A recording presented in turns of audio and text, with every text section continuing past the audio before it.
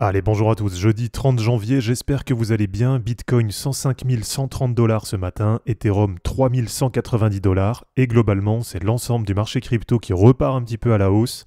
Malgré hier soir un discours de Jérôme Powell à la Fed qui va à l'encontre de la volonté de Trump qui demandait une baisse de taux, et finalement, on n'a pas de baisse de taux directeur du côté de la Fed. On va revenir là-dessus dans cette vidéo, et je vous ai sélectionné deux autres news que je trouve plutôt intéressantes là à vous montrer. Et puis bien sûr, comme d'habitude, on fera un point altcoin, puisque là en ce moment c'est vraiment ce qui nous intéresse. Est-ce qu'on approche ou non de la fameuse période de Hell Season? Et donc c'est tout ça qu'on va voir ensemble dans cette vidéo. Allez, comme d'habitude, bien sûr, avant de commencer, pensez à vous abonner, mais aussi à liker et à commenter dès maintenant cette vidéo pour soutenir la chaîne, puisque vous le savez les amis, ça c'est vraiment super important pour le référencement.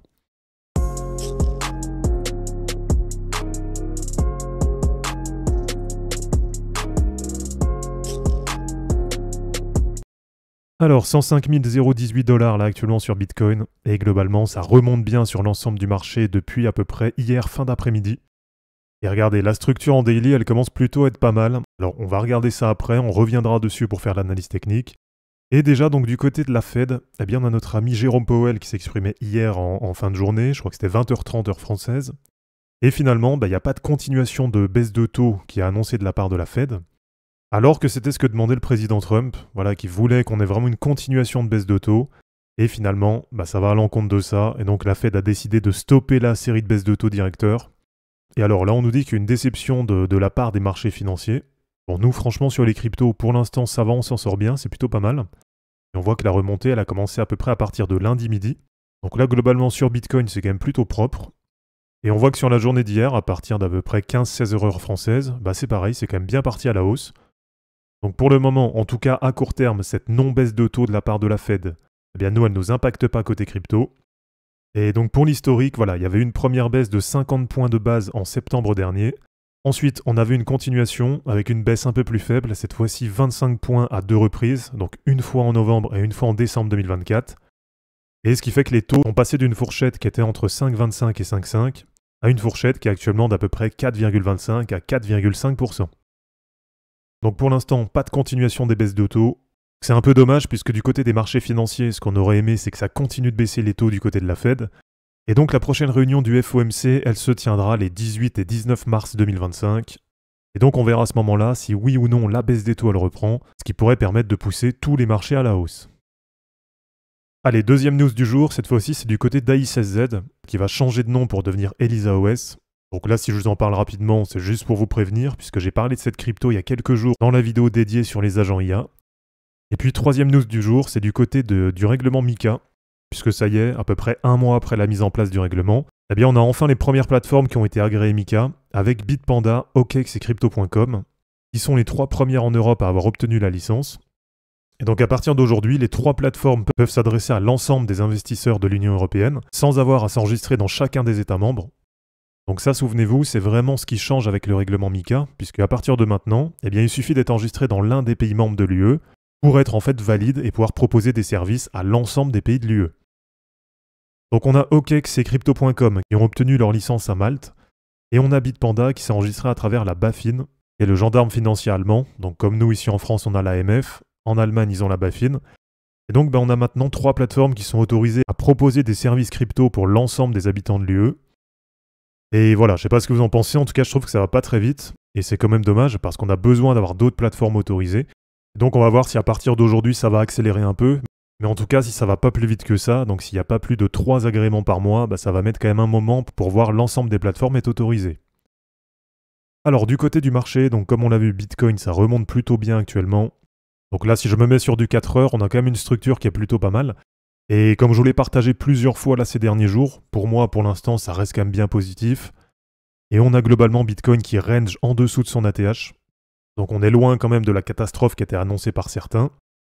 Et du côté d'Ethereum, depuis le début de la semaine, on a eu un nouveau retour dans la zone de support. Le point positif, on va se contenter de ce qu'on a, mais c'est quand même que la zone support elle tient bien pour l'instant. Donc tant que ça reste à peu près au-dessus de 3050 $, c'est pareil, pour l'instant c'est pas la catastrophe. Et comme je vous l'ai partagé hier sur Twitter et sur Telegram, pour l'instant sur Ethereum, tant que ça tient ce niveau, comme je vous dis, c'est loin d'être la catastrophe. Et si jamais ça vient à casser à la baisse, le niveau support d'en dessous, il va être autour des 2800 $. Et pour l'instant, on va dire ce qui est quand même assez positif, c'est que sur de l'hebdo, on a Ethereum qui arrive à rester au-dessus du nuage. Et donc même si pour l'instant la chart elle est pas belle du tout, mais malgré tout, ça reste quand même en dynamique haussière sur Ethereum. Allez, du côté des altcoins, notamment de la Total 3, donc c'est pareil, hein, on est très très loin de la catastrophe, et graphiquement c'est quand même plutôt pas mal, avec une bougie hebdo qui commence à ressembler à quelque chose, avec pas mal de rachats là sur ces niveaux. On voit qu'il y a une mèche qui est quand même assez importante. Donc là sur cette semaine, on a un point bas qui est autour des 950 milliards de dollars, et on est pour l'instant autour des 1030 milliards. Donc une nouvelle fois, c'est quand même positif, ça fait plaisir. Et on a à peu près ici 50 milliards de dollars de rachats en support. Et alors, si on passe sur du daily, eh bien regardez, c'est quand même plutôt pas mal. On voit que ça range en dessous de l'ATH, à peu près en dessous des 1140-1150 milliards de dollars. Et c'est pareil, comme je vous l'ai partagé hier sur Twitter et sur Telegram. Donc on a les altcoins qui rangent sous l'ATH, avec la Total 3 qui est bien soutenue par la Tenkan Hebdo. Donc on a la Tenkan Hebdo qui a été testée plusieurs fois, là c'est la courbe en bleu. On voit que pour l'instant, à chaque fois, elle arrive bien à tenir. Donc vous voyez, c'est pour ça que je vous dis, on est très très loin de la catastrophe qui est annoncée par pas mal de monde. Et donc à partir de maintenant, eh bien, le passage de l'ATH à 1140 milliards de dollars, c'est la dernière résistance sur les altcoins.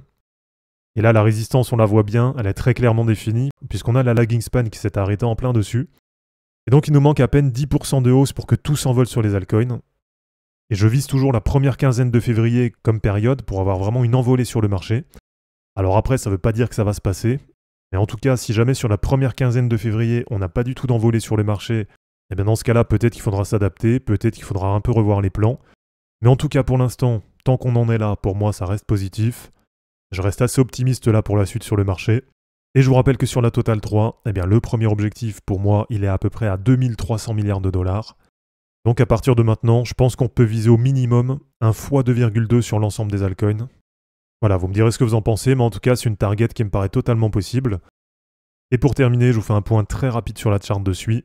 Que regardez, le support que je vous avais donné à 3,50$, il a été testé, et là pour l'instant, il tient super bien. Donc c'est pareil, sur SUI, je suis assez optimiste pour la suite.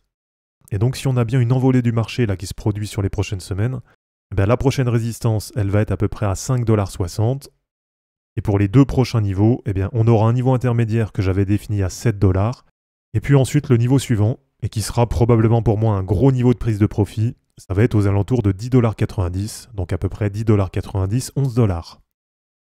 Donc voilà les amis, c'est terminé pour cette vidéo d'analyse technique sur les cryptos. J'espère en tout cas que ça vous aura plu. N'hésitez pas à l'aimer, à la commenter et à vous abonner pour en suivre d'autres. Je vous rappelle que dans la description de cette vidéo, vous allez retrouver tous les liens utiles et les liens pour me soutenir. Et je vous dis à bientôt pour une prochaine vidéo. Ciao!